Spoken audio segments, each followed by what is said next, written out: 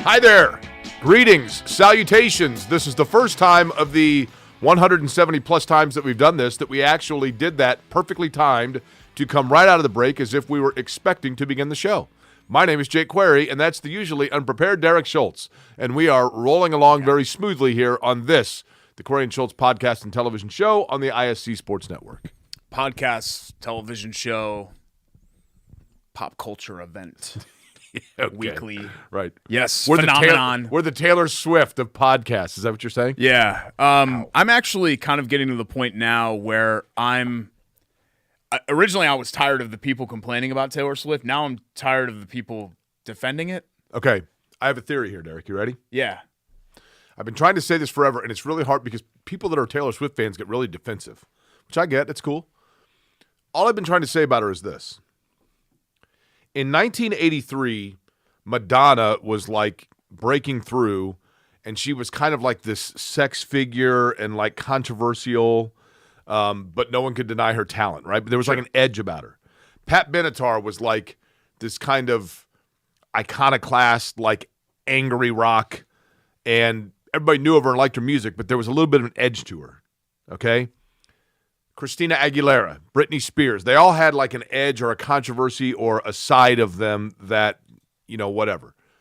Taylor Swift was this musician that her brand, and I'm not talking about for the diehard girls that are fans of hers, I'm talking about to the transcendent person that doesn't know any of her songs. Her brand is she was this attractive but like kind of awkward girl. Well, I think she's a relatable. That yeah, was girl next relatable door. Yeah. because you didn't hear a lot from her when she wasn't doing albums because she was always writing a new album about a guy that broke her heart or a relationship that failed or something like that where she was unsure of herself and people loved it, right? And now she is everywhere. Her boyfriend is the Jake Ryan of the NFL that a lot of people don't like anyway, but he's this good-looking guy that's a big superstar, and everything's going well for her. And so a lot of that brand of what built her and made her unique has kind of gone away, where now she is another ubiquitous superstar.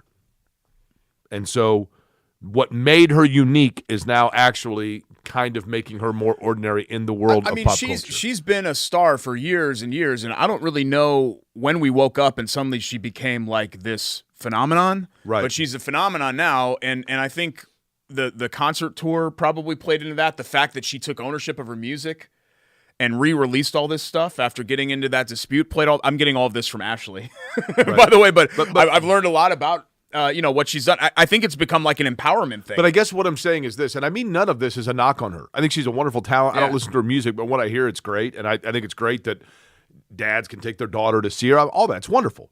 But I guess what I'm getting at is what made her unique to a great extent was just the fact that like she gave everyone kind of a hope. And now she is starting to, each time that you see her, exhibit those things that in fact make her an elite superstar that's untouchable. She's in, instead of being the girl that was like on the sideline trying to get the attention of the cute boy, which was kind of her MO, now she's in the upper echelon suite with the most famous player in the league. Yeah, because she's 500 times more famous than Travis Kelce. I get it, yeah. But you get what I'm saying. Yeah, no, I do. But I think we have this strange attraction to see people that aren't normal to us because they're such big stars, right? Be normal and act normal. Right. And the fact that she's going like this and cheering and going down and, hugging and giving kisses like the cheerleader on the senior on the high school football team, it's relatable, right? It's cool. You're like, oh, wow, like they really like each other, maybe love each other. There's also props going right now. Travis Kelce, plus 190. You can only get this in Canada. Will propose to Taylor Swift on the field after the Super Bowl. I thought about that. I wonder plus if that 190. would be... Got to run that up for me a little bit. If that gets up into the threes, then I'd throw some action on there. But I'd have to get up to like Windsor or something to do it. Can you imagine if he does? Well, a lot of that's going to depend on whether they win or lose. Zero chance it happens if they lose. I don't right? think she's pretty cool, and cool girls usually don't like getting proposed to. It's kind of tacky to do it at sporting events. Like on the Jumbotron? Yeah, kind of tacky. A lot of sporting events to talk about, as a matter of fact. AFC, NFC Championship game, Super Bowl is set. It is a rematch of a recent Super Bowl between the Kansas City Chiefs and the San Francisco 49ers. One point that I made, and again, I think people probably misunderstood it. Maybe I need to be more clear in my intentions of word. Derek, I'm not saying that these aren't two phenomenal teams. They are. They are teams that are exciting to watch. Christian McCaffrey, Deebo Samuel, and open space are really fun. Look, the way that Kansas City runs the ball hard and then Mahomes making plays is really fun. Kansas City's defense is better than we've seen in years past. But I do think that to an extent, it is a Super Bowl that's a little bit of like a letdown because the Taylor Swift storyline, while I don't have a problem with it, I think has fatigued some people. The San Francisco storyline, San Francisco's cool, but like they play out on the West Coast and, it's a traditional power. There's nothing like overly new about them. So many people were excited to see the Lions possibly get in. That was such a huge storyline that it just feels like kind of a letdown matchup. It'll be a great game. We'll all talk about it, watch it. I personally get fatigued with 2 weeks in between, but it just feels like there could have been sexier matchups. Yeah, I think it's a letdown because Baltimore does nothing for me, but I think it's a letdown because it's not Detroit. Yeah. I think they were the underdog story and the they were rooting America's favorite, team there, right? Yeah, we could talk about how that game kind of shook out there. But the Super Bowl is one of those things. It's not like the NBA Finals or especially the World Series. You don't need sexiness. People are going to watch no matter what. Right. You're right. So am I bummed that it's a rematch? Yeah, but the storylines are still there, right? Mahomes is now, he's already at this level that only a small handful of people have been on, and he's continuing to ascend. So that in itself is a narrative, a storyline. Ditto for the Travis Kelce, Taylor Swift stuff. And then, San Francisco, Jake, this is why it always bothers me when people talk about only one for the Peyton Manning era. San Francisco hasn't won one in 30 years. I know. And they've been knocking on the door. The Niners have been to 7 NFC championship games in the last dozen years, and they haven't found a way to get it done. So I think that's a big storyline as well. And they're really, maybe not the Steelers or Packers or Cowboys, but they're right there on that next tier of relevant, substantial NFL franchises. Here's a point about that game in the NFC championship game that I made on radio that I'm going to make again, okay? There are a few things, Derek, in football prettier than sunset at the Rose Bowl, right? It's beautiful. Yep. No humidity in that air in California, and it's crystal clear, and you can see the mountains in the background. It's just beautiful. And typically, Santa Clara, which is south of San Francisco, but the Bay Area nonetheless, or Northern California, typically when they are playing in January, it can be not to the point of Candlestick Park, but it can be a little chillier, drizzly. That was a beautiful game. It reminded me of watching the Rose Bowl and having nothing to do with the quality of play and the teams that were in it and whatever else. I think you will agree with me, Derek. That might have been the most aesthetically pleasing matchup of uniforms in NFL history. Yeah, and you saw the sun, which here in Central Indiana we haven't seen since October. So that was part of it too. But yeah, the Lions, the silver and blue. The 49ers to me have the number one all-time uniform. Just the gold helmets, the red, it just works. The socks. Totally those agree. Lions white with silver helmets look good, man. Yeah, totally agree. And I'm bummed with the way that it went. I'm not going to sit here. Now that it's Tuesday, it's already been kind of dissected 100 times over. I think what ends up happening in these discussions about analytics and taking points is that both extremes are wrong, right? Right. And you're only talking to people that are on both extremes. I think the first two decisions I was cool with, the one before half in kicking and then going for it. I know they were up 14 points, but I think you wanted to kind of maybe even land the kill shot there. With a chance to tie there with things teetering, I thought he should have attempted to kick. I would agree with that. I thought he should have attempted Here's to tie what I would it up. say about Dan Campbell, and you're right. A lot's been made about this. Yeah. There's very little we can say right now that hasn't been said. But if you want to criticize Dan Campbell for being too aggressive, for going for it on fourth down twice instead of taking the field goals, which ultimately, from a statistical and scoring standpoint, hurt his team, no question. If you want to be critical of that, you have every right to do so long as you've been critical of that during periods this year where they were actually pretty good on fourth down conversions. But if you are somebody who has praised Dan Campbell, applauded Dan Campbell, and championed Dan Campbell over the course of the year because of his aggression and you're falling in love with it, then you can't all of a sudden selectively decide when it is that enough is enough, if you will. This is who he is. This is who he is. And all season long, if the narrative was Dan Campbell's just a different cat, and that's what I love about him, then that's what you have to love about him, even when it doesn't go your way. The only thing I want to say about this conversation is that I always say kick or go for it. Take the points insinuates that you are automatically awarded 3 points. Well, which is not the case, especially on that second kick. Yeah, which is not the case. So take the points to me is a fallacy. I don't like using that term as far like if you would have kicked here, you would have gotten the 3. And look, you'd have 6 points here. No, you don't know that. You don't know that you would have gotten the 3. So that's all that I'll say about it. On the AFC side of things, I thought it was pretty simple, Derek. I thought Andy Reid coached circles around John Harbaugh, period. I think they came out, Kansas City went aggressive early. They got out to a big lead. Mahomes was in rhythm, and they went by design of we're going to go offensively aggressive, and then once we get to a big lead, then we are going to narrow it down to where we're going to know what Baltimore has to do. We're going to take basically the ball out of Lamar Jackson's legs and force him to start throwing the ball, and we know what they're going to do, so we're going to back up and tee off on it and run the ball and salt clock, and that's exactly what they did. And you had a team that had been there, done that, and knew what the stage was and knew how to stay poised in the stage, and Baltimore did not. Yeah. I mean, Zay Flowers with that sophomore stuff, shoving and then standing over and then reaching out to the end zone. I mean, he kind of got his at the end of the day. I don't know why, unless it's a fourth down play, I don't know why guys insist on trying to reach the ball over the line. It's a very, very risky thing to do. And maybe you're just mentally, that's just what you're thinking. I think it is. I don't know. I never played high-level football before, but I wouldn't do that, or at least I'd try to stop myself from doing that. But the penalties and things like that, I think you just show that the Ravens, all the pressure was on Baltimore. You know, Kansas City was the underdog, and people talked all season about how they weren't a vintage team, and here they are in doing it. And I'm so impressed, Jake. We talk about them kind of becoming the new Patriots. Outside of the very early runs, I guess, with Brady and like Antoine Smith and Lawyer Malloy and Vrabel and that group, I don't remember them going on a march like the Chiefs just did, where you went on the road and beat two teams that people thought were better than you. You're right. And not only that, you kind of rubbed their faces in it, I think. I mean, people were crying in the stands in Buffalo, and Baltimore got punked in that game. And 10 points? Let me share, Derek, and I know I just did it with you guys off the air, but and maybe I'm the only one that marvels at this. But in talking about Patrick Mahomes' accomplishments, I looked this up. I shared it on social media, but I find it fascinating. Of quarterbacks to start 4 Super Bowls, and yes, I know John Elway started 5, Tom Brady started 10, but of quarterbacks who have started strictly 4 Super Bowls, in the 4 Super Bowl start category, it is Jim Kelly, Peyton Manning, Roger Staubach, Terry Bradshaw. I said Jim Kelly already, right? Yep. I think it's those 4. And now Patrick Mahomes, assuming that he starts the game unless something crazy happens. Patrick Mahomes is 28 years old. He is younger than Jim Kelly, Roger Staubach, and Peyton Manning were when they started their very first. That's unbelievable. Yeah.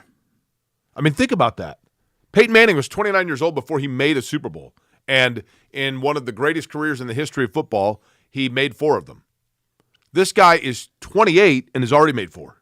Things that shouldn't happen. Starting 10 Super Bowls should not happen. That should not be a thing that happened, and it happened, right? Going to 6 straight.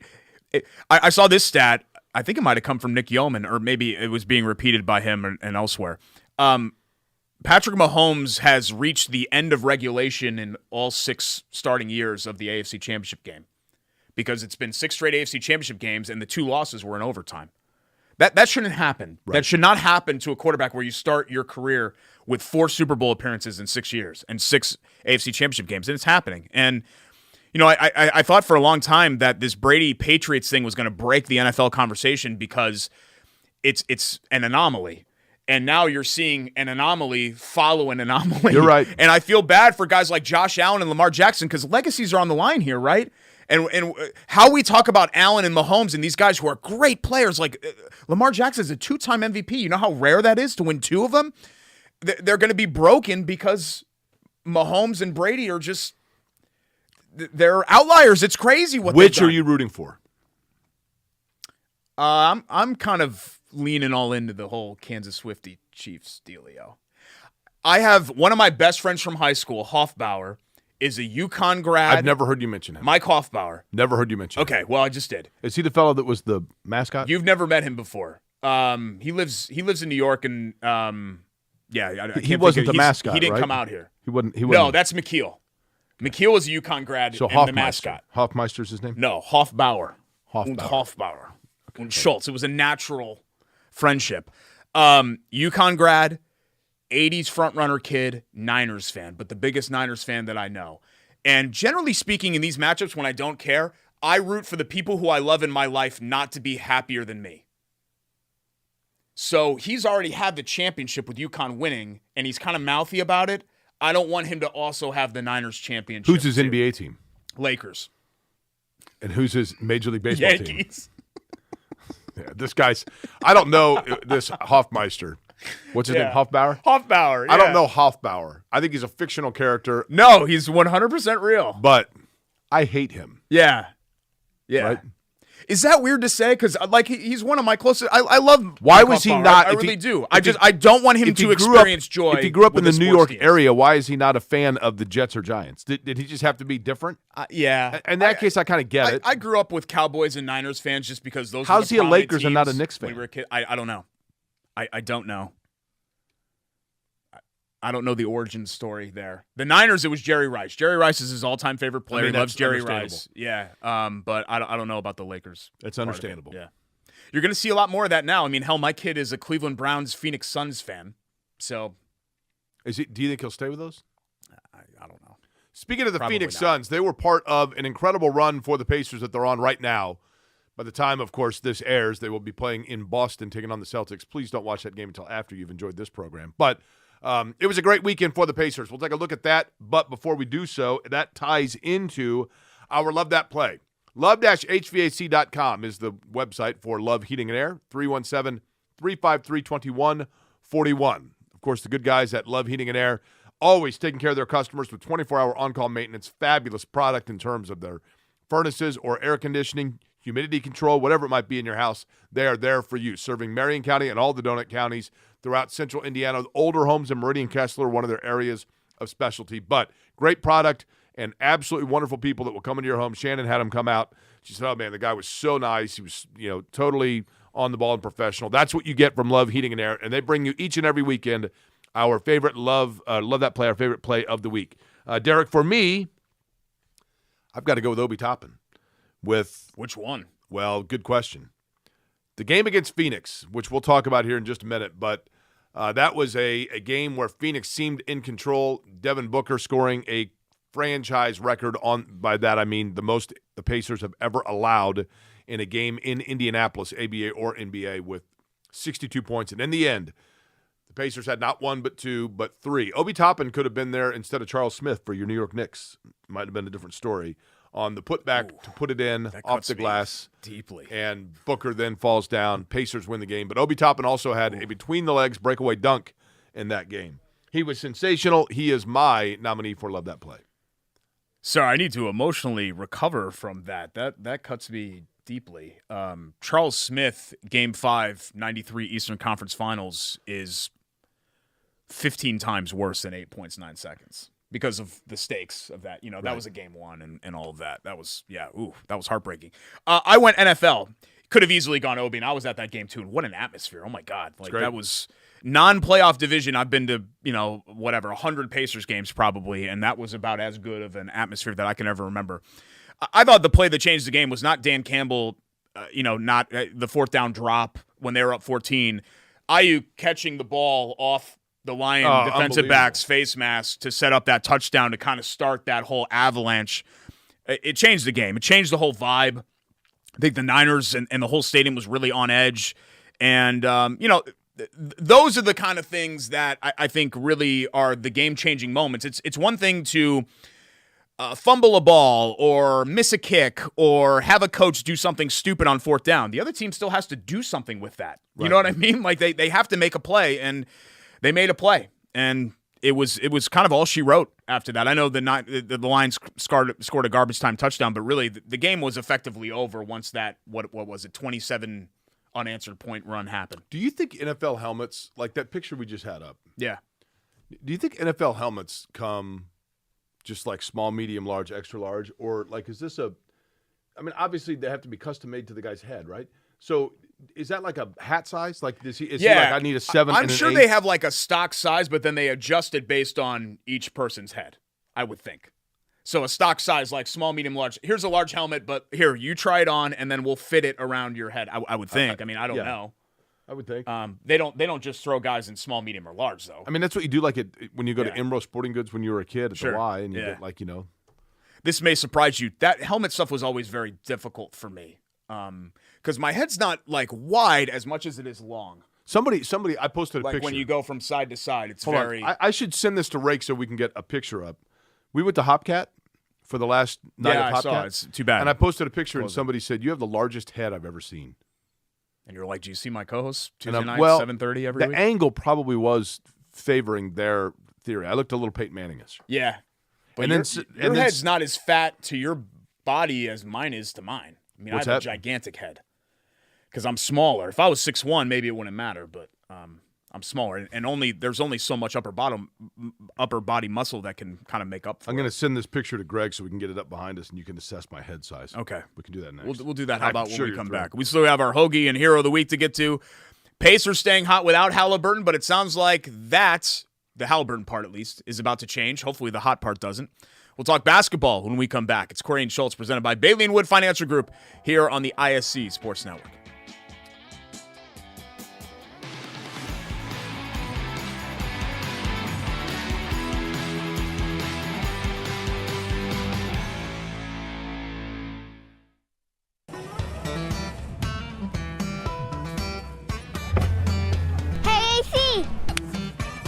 Nice snap. Mortgage is a snap. Duh. Bailey & Wood, a lending hand for Wish TV Sports.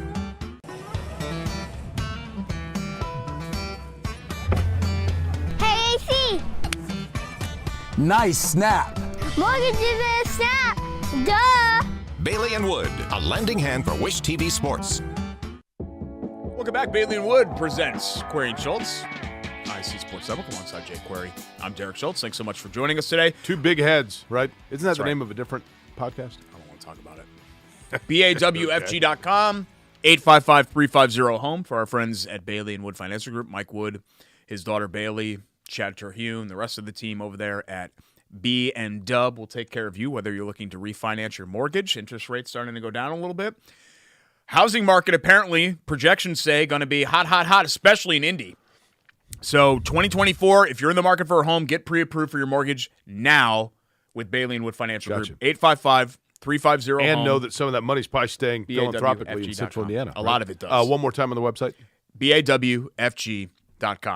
Let's talk Pacers. They just wrapped up a homestand. We're taping this right now on Tuesday. Got a game tonight, which was supposed to be their only national TV game against the Celtics on TNT. 3-1, and some heavy hitters in there. Philly, Phoenix, as we mentioned. I thought the Memphis game, them gutting that out on Sunday, was a nice game, even though that was kind of in the background because of the NFL games going on at that point. They wrap up this murderous month in January.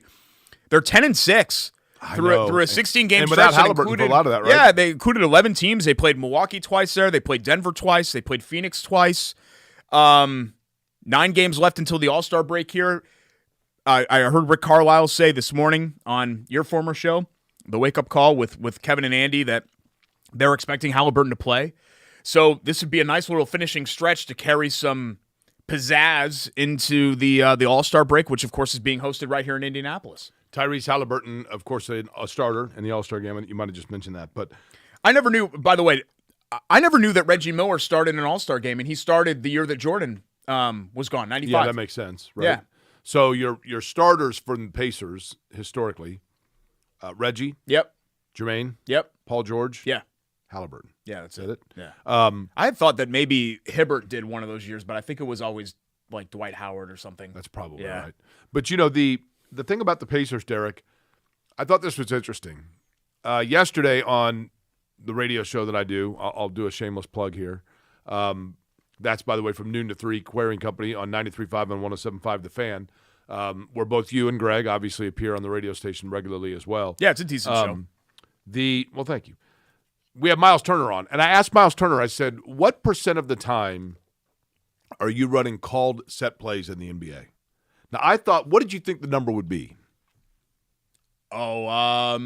Slightly less than half of the time. He said 15 to 20%. Wow, that's it? Wow. Yeah. I would So say then- 40 to 45. So I would be said, my well, guess. the reason I ask is because how difficult is it for Pascal Siakam to blend in? And he said, man, I'll be honest with you. In the NBA, we're all running the same stuff. We just call it different things. Yeah. So he sees the formation. He knows what we're running. It's the same stuff that we're running And you've everywhere. scouted all these teams. True. So you also know Yeah. a little bit about that. But Siakam has been, kind of quietly really good. I mean, he had a triple-double. his whole and, career, that's who right. he is. But the future is very bright for them, it would seem. I love, Andrew Nembhard. I mean, TJ McConnell goes out for personal reasons. Nembhard starts anyway, but he doesn't have necessarily backup, so he's getting more minutes. And he's just solid. He's solid. He scores in the mid-range game. He distributes the ball. He's very even keel. And he really played well without Haliburton in there to steady the ship. But then Obi Toppin, I mean, they're balanced. Toppin, Siakam, Nesmith, all of them can give you 17, 20 points with Haliburton out of there. And then now with Haliburton in, you got to kind of remesh the way they're playing. But Derek, as they get set now for Boston, New York, and then they come back here with Sacramento, pretty positive vibe, one thing. Yeah, I mean, they have talent for sure, but I think there's a mentality switch that's happened here. Remember Thad Young? I mean, everybody remembers Thad Young, right? Yeah. Pacers just have like a bunch of Thad Youngs where they just have a bunch of Bulldogs. And they've had some good players come through here, certainly better players than Andrew Nembhard and Aaron Nesmith, but they're just kind of soft. Like Malcolm Brogdon, you never got that vibe from him that he was like a Bulldog type player, right? I don't think you'd say that about Karis LeVert, even though he was only here for like 4 minutes. You have that with these guys, and they fight and they care, and I just loved being in the building for that Phoenix game. It was a collegiate atmosphere. Like it felt like a college basketball Big Ten Indiana Purdue type rivalry game, and I think part of that is Booker getting away with a little elbow there, correct, in Nesmith's nether region, because he was getting booed every time he touched the ball. But to see the players kind of feed off of that intensity, I know it's 82 games. They're not going to bring that every night, nor should they. You'd be completely zapped by December if you did that. But it was cool to see, and the Pacers, I think, bring that a lot more often than not. The whole, they play with a chip on their shoulder, like it's cliched, right? But it is kind of true. Like the Pacers play like they have something to prove to people. Right. And I know here in Indiana that really translates because this is the type of I think market people are where starting to get on people wanna board, don't prove you it. think? Oh, yeah. Speaking of that, they've got a lot of heroes, but it's time for a hero of the week. It is. Brought to you by our friends What do we have here? at Hoagies and Hops, 42nd and Boulevard. Hoagie and Hero of the Week. Sorry, we had the first commercial break, Boy, this looks and you may notice that this sandwich has been bitten into by me. So This looks outstanding, Derek. What do we this have is here? called the Always Sunny, one of their more popular sandos. Do you want to know what's on it? Okay, you're already chowing down. Bacon bits, D&W Turk, Munster, Horsey Mayo, Banana Pep, Peppadoo Pep, LT. Can you say that for people that don't speak your hip lingo? Really good. On the list goes South Jersey bread shipped in fresh. Turkey. What are the other cheeses? Munster. Munster cheese, banana peppers, right? Banana Pep, Peppadoo Pep. God. I'm embarrassed for you. I could drink. Sorry, had lettuce go down the wrong pipe. I could drink that Horsey Mayo. I'm not even really a mayo guy. I know you're not a mayo guy at all, but could drink it. Really, really good. And then we have one of the core beers here for our friends at Chili Water. Fabulous. Blood on the Tracks, the Blood Orange Got a nice IPA. hop to it, right? Oh yeah. Yeah, it's good. I love the smell. Is that weird? No. It just smells like if they made a Blood Orange IPA Fabulous. candle, I'd buy it for my sure. house. Smells really good. Lots of exciting stuff going on with Chili Water and Hoagies because the 5-year anniversary of their collab is February 3rd. Nice. Yeah, so It's a 5-year Saturday, anniversary. Yes. It is this Saturday. Live music at 5 p.m. Special release of the Philiopolis Chocolate Blonde beer. We'll have those here in studio with us here in the coming weeks. Trivia starts February 6th, and Hoagies and Hops will be hosting a Dine to Donate for the Butler ambassadors of the Special Olympics. So the Dine to Donate is February 6th. See, I brought the little flyer and everything. 10% of the sales benefit Special Olympics Love it. Indiana. Thanks to our friends at Hoagies and Hops and Chili Water Brewing. And congrats on 5 years for the collab. So that's really cool. It's been a great collab, and the Sandos and Banana Pep, Peppadoo Pep, LT, OO. Lettuce, tomato. Really, really good. The gabagool, the whole deal. Really good. Numbers don't blow you away. I love Aaron Neesmith. We were just talking about him. Now I'm going to make him my hero of the week, Jake. 16.7 points, 7.5 rebounds per game on 55% shooting over the last 6 games. He's a key player. He is. You always bring up Derek McKee. Like, he would be that for this team. I just love how he responded to the Booker elbow and the challenge the other night against Phoenix. You could tell that it meant a lot to him. When the final Booker shot fell short, Neesmith was on the ground, and he's kind of screaming, and you're like, damn, this is a regular season game in the middle of January. We're not even at the All-Star break, and you can tell what it means to him. He's just brought a lot to the table for this team. I think that's a trade to Boston that we'll look back on very fondly for years and years to come, especially if the Pacers, win a playoff series and truly contend here coming up. Here's what I love about Aaron Neesmith. Can I finish my sandwich? Say something. Yeah. Here's what Jake loves about Aaron Neesmith. Thank you, Derek. Aaron Neesmith was a lottery pick out of Vanderbilt, right? Mm-hmm. Grew up in South Carolina and was a 5-star level recruit, that kind of thing. Aaron Neesmith was known in college almost primarily as a shooter. His game was that he was a shooting guard. And he goes to Boston. He gets buried a little bit, kind of at no fault of his own. They had a deep roster. But he comes to Indiana, and it has to be difficult to be somebody who has always been the guy, and then you go to a team where you are a complementary piece. And to buy into that and not sulk that you're no longer the guy and learn what you can be to contribute to the team and be a defender and guard a couple of different positions depending on where it's needed. To be a three-point shooter that can hit shots from the outside, but it doesn't have to be orchestrated to come through you. To facilitate and rotate the ball at times. He's an incredibly savvy player, but his ability to, not unlike myself, his ability to set aside his ego for the better of the team is truly his greatest contribution. See, I think it's actually, he makes the people around him better, not unlike myself. Yeah. That's what he brings to the table. I mean, he played major minutes at the 4 last year, Jake, not because Aaron Neesmith's a 4, it's because the Pacers had nobody else to turn to. And that's the kind of guy he is. They're like, hey, you're playing the 4. Okay. Yeah. I mean, it's so rare that you have the case where somebody comes into the league and doesn't eventually have to do that. Everyone that comes into the league is used to being the guy, right? So 90% of the players have to adjust to not being the guy. And he's done that well, and he's fit the whole, I think, culture of what the Pacers want, really from day one. But he's progressing as a player. He is, man. And he's already locked in, Derek. Yeah, he's going to be a value, right? Oh yeah, he and Nembhard both. That deal. He and Nembhard both. They got a steal on what they signed him for. Yeah, and I kind of understand. You want to lock in. God forbid you have an injury or something like that. I get it. But I wonder if Neesmith has played his way into how much per year. Part of Neesmith is kind of like, if he was a free agent right now, what could he ask? What could he get? Here's the thing.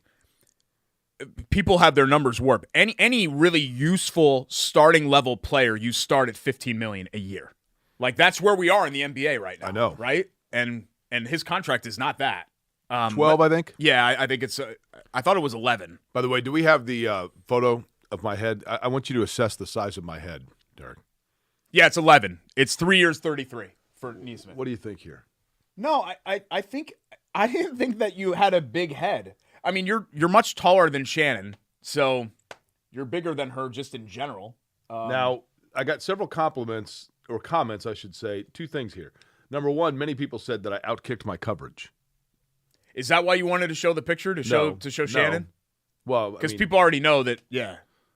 Know what? That Shannon's really a great person and really attractive. The joke that we always make is that my wife and I we invited Shannon to our wedding and you were her +1. So it wasn't probably right. It wasn't the other way around. But people all commented congratulations because they thought we. Oh God! Oh no! Everybody was pointing that out. Congratulations and I'm like, well, those are our right hands, not our left hands. But honestly, I will say in that picture, my head does look massive. Could you go to the courthouse and be like, hey, do you have like a shoebox full of like, I don't know, like brass, like common law rings that say like common law partner, and then you and Shannon could both have one?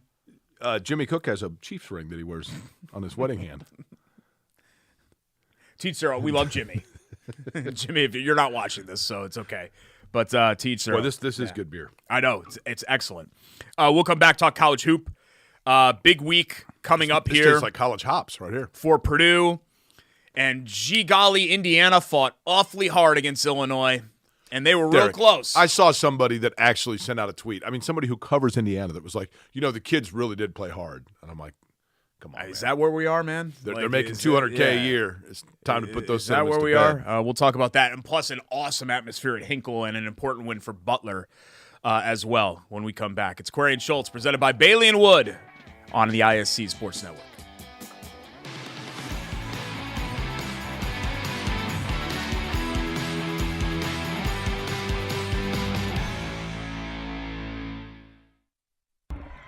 IUPUI basketball is back. Come witness history with head coach Matt Crenshaw inside Indiana Farmers Coliseum and head coach Kate Bruce inside the Jungle as they usher in a new era of Jaguars athletics. Be there for exciting Horizon League and in-state matchups. Affordable fun for the whole family. Full season tickets are now on sale starting as low as $80. Order today at IUPUIJags.com/tickets or call 317-278-2530. Work hard, make noise, have fun. Go Jags. At Bailey & Wood, we pride ourselves on our 5-star customer service. But at our core, we're a family. Family owned, and family to our customers, staff, and our community. From charity events to recognizing hometown heroes, we prioritize giving back to our communities that have always supported our growth. So let us help you get your dream home today.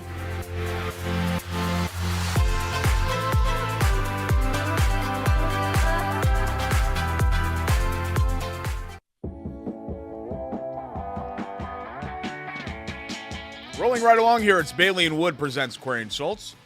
ISC Sports Network. Sorry, I need to... My face keeps itching today. I can't figure. Is it you? Do I have an allergy to you? What are you doing? There we go. Needed to clear my palate. We'll get that in post. All right. Coming back from break. And rolling the intro and the music in 3, 2. Rolling right along here, Query and Schultz, presented by Bailey & Wood Financial Group. We have gotten emails before, by the way, that, and we're not going to catch it every time. We're not perfect when it comes to editing, that sometimes when we say we'll get that in post, it ends up on the live broadcast. That happens every time, Derek. We're trying to figure that out. You know who the editor is? You. We're trying to figure that out. I know Vince and JD and Jordan and Rake and everybody back there at ISC, they do a really great job. They're very meticulous about that stuff. Vince, that works here at ISC, Vince is the Aaron Neesmith of this production. You know what I mean? Like, does whatever's asked, does each respective thing really well. Doesn't matter what you need done. You ask him to do it, he's going to do it, sometimes out of position.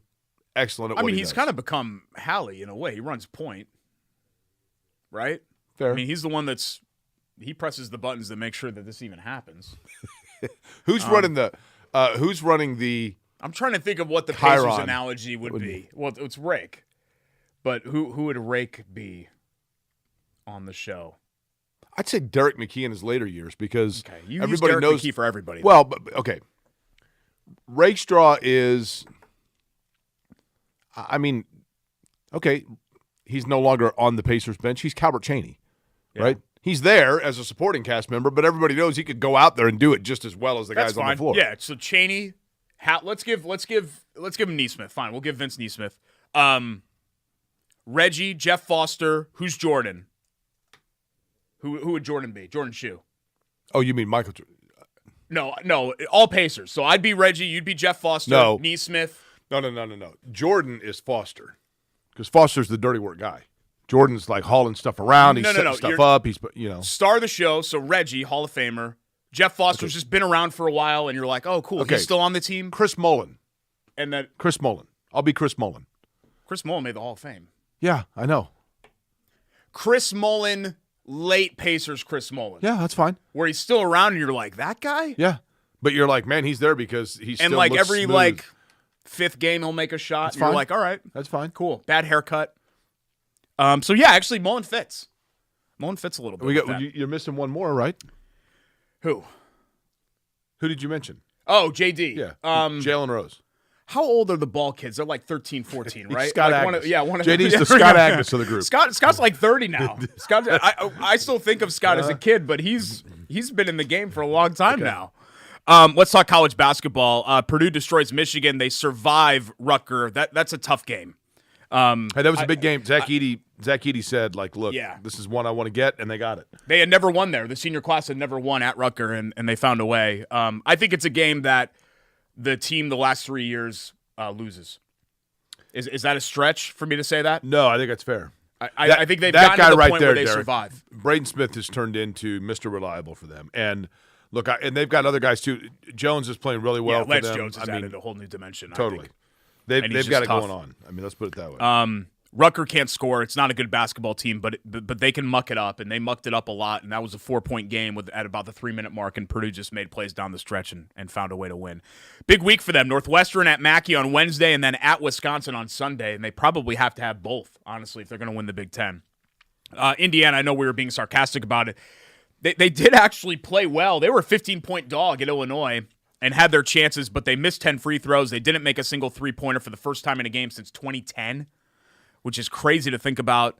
If they're going to make the tournament, which is a big stretch at this point, you got to sweep this week. They've got Iowa and Penn State at home. Got to sweep them.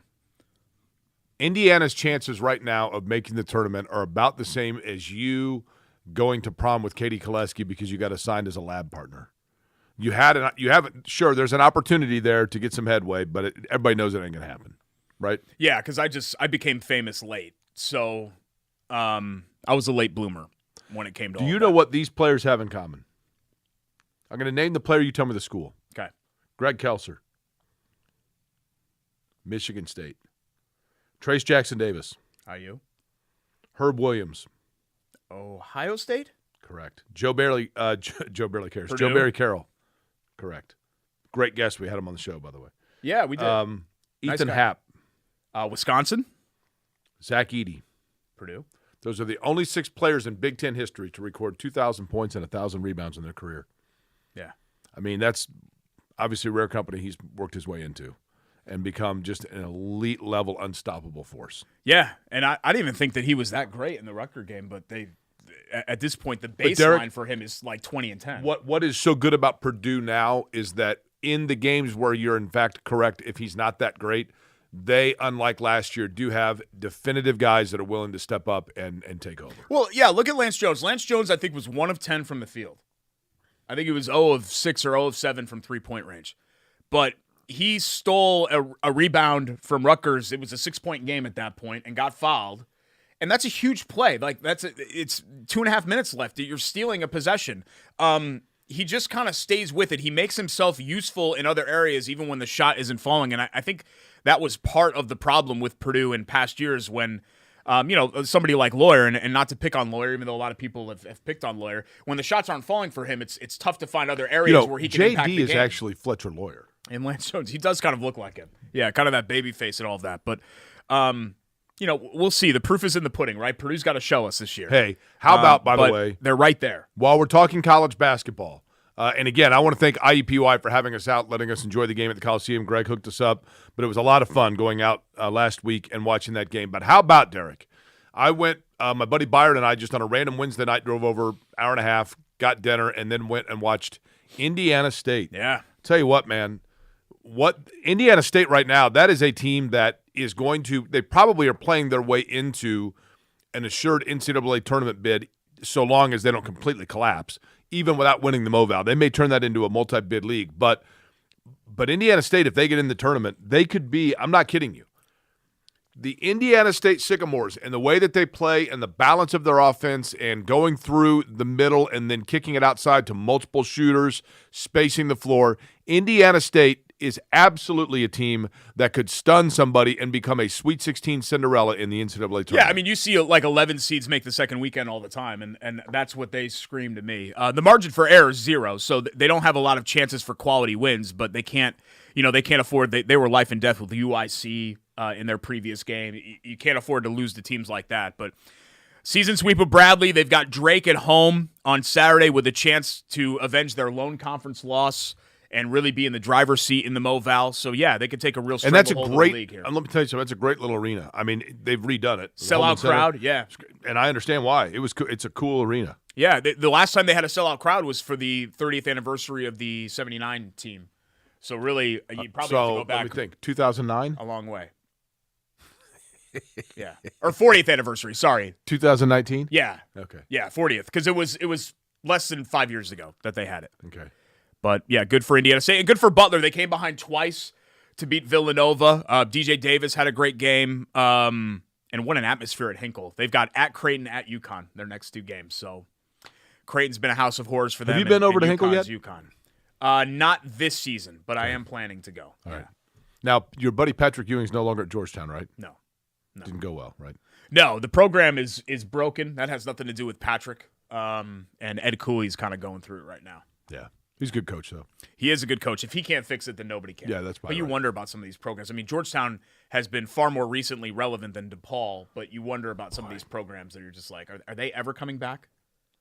Like even St. John's. You know, St. John's has stabilized to the point where St. John's is okay. I mean, they got Patino now, right? But yeah, like is St. John's ever going to be like a national player again? And maybe for you and me, it's different because we kind of grew up when both of those programs were still relevant. Totally, yeah. But I don't know if a 20-year-old thinks one bit about St. John's or maybe not even Georgetown, right? Because they're not relevant in the same way. Let's get to our quick hits. Congratulations to Razor Shines. Big for fan of Razor. having his number retired. That'll happen during the 2024 Indianapolis Indians season, a game that you can see right here on ISC Sports Network, of course. Razor was here for producing it. Yeah, that's right. The stream goes to MILB.com, but we're producing it. Razor, the all-time leader in a bunch of different categories, played over, 6 seasons? 83 to 89? I think 9 total seasons, but Derek, he was the perfect storm because it's minor league baseball in Indianapolis, but he was here before Reggie Miller was drafted. He was here before the Colts had come into town, and then even when they came into town before they really got their footing. And his name's Razor, right? I mean, that's a big thing.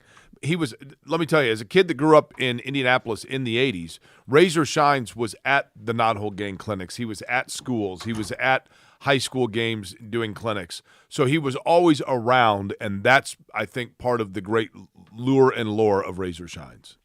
Yeah, great player, great guy. We've really enjoyed having him on the show, and I noticed that you had him on your radio show. He was great. Last week, and it sounded great. I wonder who facilitated that. I didn't know if you had somebody that you called to say, hey, do you have Razor Shines' number, and that Howard person Kellman helped you? And then Thank you to Howard Kellman for helping out and facilitating the interview with Razor it would be Shines. nice if sometimes, you would text this person that has this huge Rolodex in his phone of all these past guests that we had on Corey and Schultz. 90% of the numbers I gave And to you and then forgot. You would mention that, hey, thank you to my best friend for doing By the way, this. do we know what Jordan's doing here? Jordan is I think we have. Do we have Razor Shines memorabilia scouring in here? Okay, through yeah. looking for something. I thought we did. I thought we had like a Razor bobblehead or something over there. We had Razor Shines T-shirts at some point.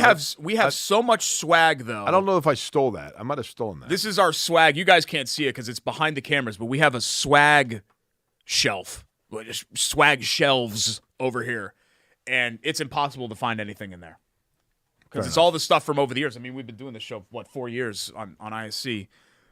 And all the stuff that people just want to give us free stuff. Girls want to give you their number, and people want to give you free stuff. It's part of the territory. It happens. Jim Harbaugh gives his first interview since taking the Chargers job. I don't know. Maybe that doesn't happen to you. It definitely happens to me.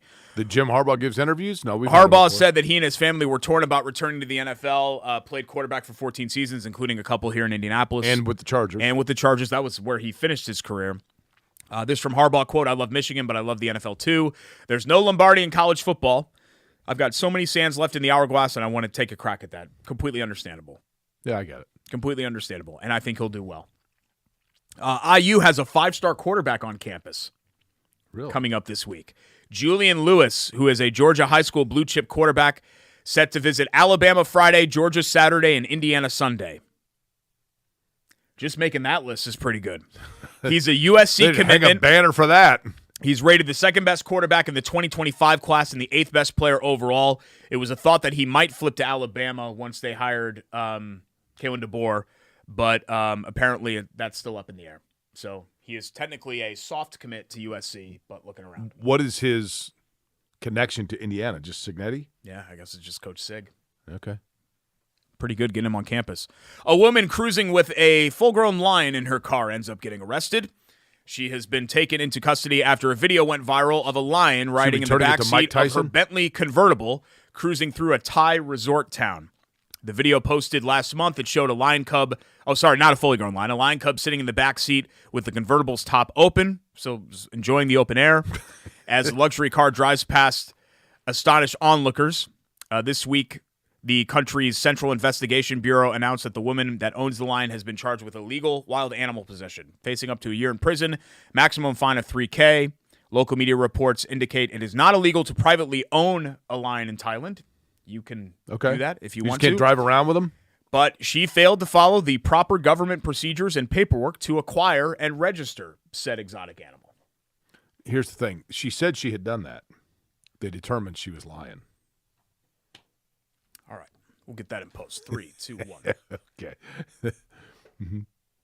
I don't know what I was going to say to come back. All right, here we go. 3, By the way, 2, she 1. bought the car at Bob Rohrman, just so you know. Okay, let's get that in post, too. Vince. Just flag that. We'll put a red flag in that. You know, 3, she was driving 2. on Main Okay. Street. Get him out. Get him out.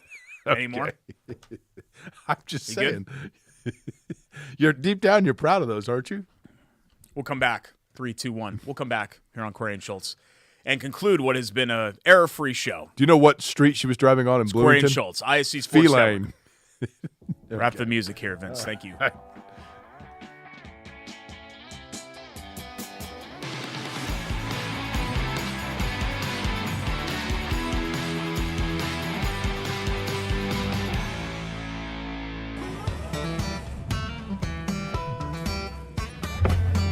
Hey, AC. Nice snap. Mortgage is a snap. Duh.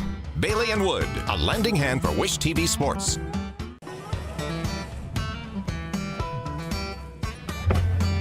Hey, AC. Nice snap. Mortgage is a snap. Duh. Bailey and Wood, a lending hand for Wish TV Sports. Back for a final time. Bailey and Wood presents Corey and Schultz, ISC Sports Network. Thanks for tuning us in. It is time for our IUPUI Jags report. You have the hat. You have the kitty. He's the best. Men's basketball, which we went to Looks see like at last the night at my house, by the way. Fairgrounds Coliseum a couple of weeks ago. Dropped home games against Youngstown State and Wright State this past week. Contrell Blocker had a career-high 18 points off the bench against the Penguins. And Jalen Counter scored 19 against the Raiders. Jags trek north to Green Bay on Thursday. They play Milwaukee on Sunday. Women's basketball, a tough one to league leader Green Bay. Suffered a loss on Jam the Jungle night, and then they lost a heartbreaker to Oakland, so it was a challenging week for them. Talia Walton, tallied a season-high 22 points on Wednesday. Katie Davidson, you hear her name a lot in these reports, led all scores with 18 on Sunday. Jags at home Wednesday, 11 a.m. for a day game. Then they hit the road to face Purdue Fort Wayne on Saturday. Men's track and field had a great showing at this weekend's home invitational. Senior Eric Peterson finished third overall in the 3,000 meters. Mitchell Gritz was fifth. Andrew Whittinger won the 5K event. He broke the school record by 2 full seconds. How about that? Wow, And that's legit. Yeah. And you get to get your name on the plaque, and you come back and you see it every time you come back. Women's track and field squad added 3 personal records on the final day of the home invite as well. So a really good weekend for men's and women's track and field for the Jags. Men's tennis took down EIU Sunday. 4 Jags recorded singles points. They're home at the West Indy Racket Club Saturday against Marquette, and then at Dayton on Sunday. Women's tennis, first dub of the season. They beat EIU. They're at home on Saturday. They host Eastern Dayton. Illinois, right? Yeah, 6:30 p.m. also at the West Indy Racket Club. And swimming will also be home against Wabash Friday, 2 p.m. at the Nat. Single game tickets on sale for basketball and all other sports if you want to check out the Jags in action. Ticketmaster and IUPUIJags.com/tickets. Excellent. So thanks to our friends at IUPUI. Thanks also to our friends at Chateau Kitchens. They're about to fully finish my basement. It's finished, but we need some other things in the other room. What else do you need in Stage there? 2. We're doing a desk and a wet bar, and like a wet bar, but not for like alcohol, for like juice boxes. Okay. Yeah. Thought it'd be cool for our kid. Before and after pictures at Chateau Kitchens, Instagram, Facebook. No pictures of Derek chateaukitchens.com. shirtless. Well, that depends. Give the people what they want. Derek at QuarryandSchultz.com if you want to see. They include their promotional pictures because they also include the beautiful shower, the guest shower, and the beautiful basement I love that one. That's a great one. There's just a proud, manly, sexy customer of Chateau Kitchens. That is a satisfied Chateau Kitchens customer right there that you see pictured in the background. Mm-hmm. Razor Shines is a top 5 all-time indie pro athlete. Buy it or Bowl LVIII. Top 5. Peyton Reggie, pro athlete. Are we talking about in terms of their level of contribution to the respective sport or the lore that they hold? I just think top 5 pro sports figures, popularity, all of it in Indianapolis. I mean, he's right there, right? He's way up there. Are we counting race car drivers? Yeah, see, that's tough. But that's tough. I mean, Peyton Manning. I think I'd put Reggie Wayne there. Reggie Wayne. Yeah, I mean, you have to put Reggie. So there's 3. Do we have 2 slots for Razor? I mean, Reggie Miller, you said, right? Yeah. And Tamika Catchings? Yeah. Yeah, I mean, yeah. He's in the mix. Okay. How's that? Yeah. He's in the mix. And it's you're right. Perfect storm. And it's very, here's the thing, Derek. It is very reliant upon demographic of age. Because George McGinnis, Roger Brown, Nedelicki, I mean, those guys are up there. But for people that are my age, people 45 to 55, he is in the discussion. It's the era. Yeah. Right. And if his era was 10 years ago, you wouldn't have said that about Razor Shines. But that era, you would. Indiana will still make the NCAA tournament. Uh-oh, I know what your answer is going to be. No. It's over. Reset next year, 5-star shop, get a couple more in. I'm buying Send it. a couple out. I feel bad for Malik Renew. He's a nice player. No. I'm buying it. Mbako goes off these last couple of games. They beat Wisconsin at home. Okay. How about that? Get that quality win. They win 2 games in the Big Ten tournament, and they sneak in as an 11 seed. Okay. Xavier Johnson comes back, starts dropping 20 points, 15 assists per game. Okay. I don't actually think that last part. That's not realistic at all. No, I mean, I really hope that the Purdue-Wisconsin week was a turning point. It's the last chance for a turning point. I mean, they got, 11 games left, 12 games left, whatever it is. So if it's going to happen, it's got to happen right now. The week in between the Championship Sunday and the Super Bowl is the worst weekend in sports. 100% correct. The 2 weeks in between, brutal. And then you get Media Day where they get, American Idol rejects out there asking stupid questions. Yeah. I'm old and cranky, Derek. I'm over all of it. In this instant satisfaction type of society, it is very hard to wait 2 weeks for something. It is. It almost becomes old news. Yeah, it is. This is the type of Super Bowl where I don't think that's going to happen. I feel like, remember that Rams-Patriots one? It was a completely forgettable game and all of that. I remember thinking, unforgettable. That was the last-second field goal. The Rams and Patriots Super Bowl in 2018 was an awful game. I thought you meant the first. Sorry. No, 2018. Sorry, I forgot. Yeah, they actually played the Jared twice. Goff Rams. Sorry, yeah. I forgot that they actually played, twice. But the 2018 game was just a really bad game. Thanks to all of our great sponsors. Chili Water Brewing, Hoagies and Hops, our friends at Chateau Kitchens. I probably should have led with them because their graphic was already on the screen, so sorry about that. Love Heating and Air. Love Heating and Cooling. IUPUI. Bailey and Wood Financial Group. And thanks to Jake, the Jeff Foster of this show. Chris Mullen. I'm Derek Schultz / Reggie Miller, and thanks to our great ISC crew, we will see you next time right here on Query and Schultz, ISC Sports Network. I'm actually not here next week. I guess I should mention that. Great.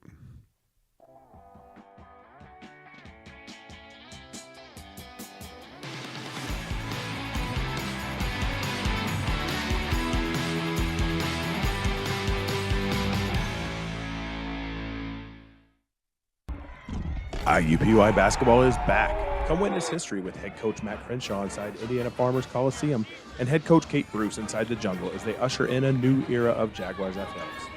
Be there for exciting Horizon League and in-state matchups. Affordable fun for the whole family.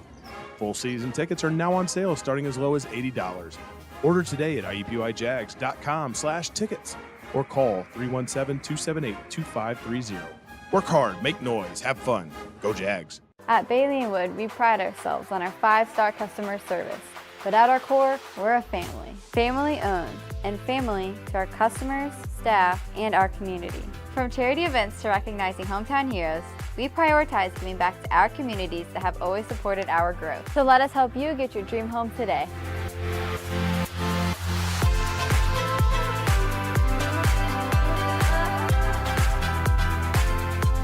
throw it up for Tillman. Whoa. My goodness. 122.60 for Penn.